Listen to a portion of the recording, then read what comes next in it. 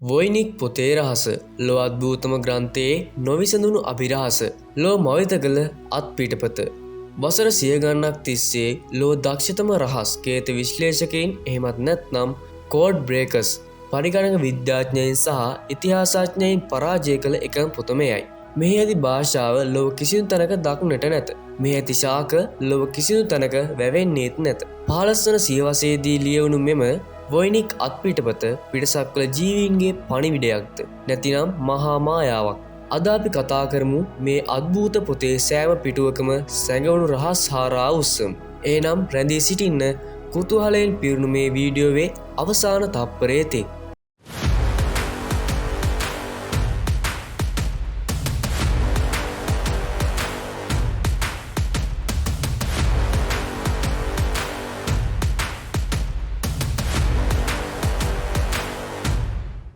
විල්ෆ්‍රයිඩ් වොයිනික් සහ පොතේ සොයා ගැනීම 1912 වසරේදී ඉතාලියේ ජේසු නිකායක විද්‍යාලයකින් විල්ෆ්‍රඩ් වොයිනික් නම් පෝලන්ත ජාතික පොත්වෙළඳාට මේ පොත හමු වූ ආකාරය. මේ පොත මීට පෙර රුඩෝල්ෆ් දෙවන රජු එහෙමත් නැත්නම් ශුද්ධ රෝම අධිරාජ්‍යයා සතුව තිබූ බවට සාක්ෂි තියෙනවා.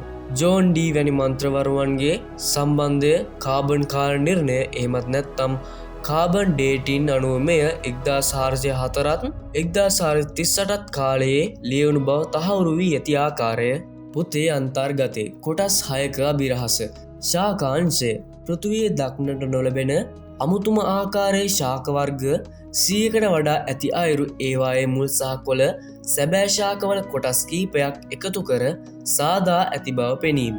තාරකා විද්‍යා අංශය රාශී චක්‍රයේ සලකුණු සූර්යයා සහ චන්ද්‍රයා වටා ඇති රූප සටහන් මේවා හුදෙක් ජ්‍යොතිෂය පමණක්.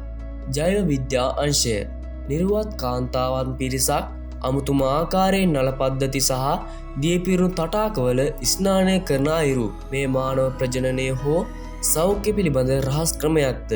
කොස්මොලෝජි සහ ඖෂධාංශය මන්දාකිනි වැනි රූප සටහන් සහ ඖෂධීය භාජන. නොවිසඳුණු භාෂාව වොයිනි පොතේ ඇති අක්ෂර මාලාව අකුරු 20ත් 30ත් අතර ප්‍රමාණයකින් යුක්තයි. දෙවන ලෝක යුද්ධයේදී ජර්මානු කේත බිඳ දැමූ ඇලටින් ටියුරින්ගේ කණ්ඩායම පවා මේ බිඳ දැමීමට උත්සාහ කර පරාජය විය.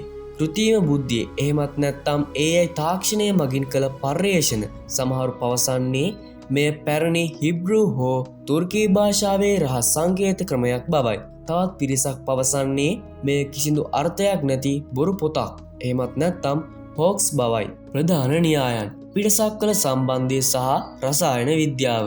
පළමු වන න්‍යාය මේ මධ්‍යකාලීන යුගයේ විසු දක්ෂ වංචාකාරයෙකුගේ රජුන් රවටා මුදල් සෙවීමට කළ නිර්මාණයක්. දෙවන න්‍යාය මේ රහස් ඖෂධ වට්ටෝරු අඩංගු ඇල්කෙමි පොතක්. තුන්වන න්‍යාය මේ වෙනත් ග්‍රහලෝකයක සිට පැමිණි ජීවියෙකුගේ දින පොතක්. අදටත් පවතින අභියෝගය වර්තමානයේ මෙම පොත ඇමරිකාවේ යේල් යුනිවර්සිටි එහෙමත් නැත්නම් යේල් විශ්වවිද්‍යාලයේ සුරක්ෂිතව තබා ඇත.